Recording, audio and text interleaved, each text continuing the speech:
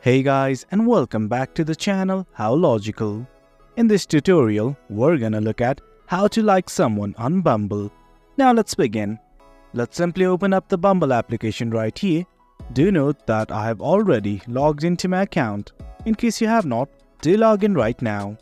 Well, here is Bumble. And let's just say we want to like someone on Bumble. It's quite easy. For anyone you're interested, simply swipe right. And there you go. It means that you are interested on that person. In case you are not interested, swipe left. It's as easy as that. Swipe right for interested and swipe left for not interested. It's quite easy. And here are these two buttons. On the left, if you click on it, you can compliment someone. And if you click on this button right here, well, that's SuperSwipe. That's a premium feature.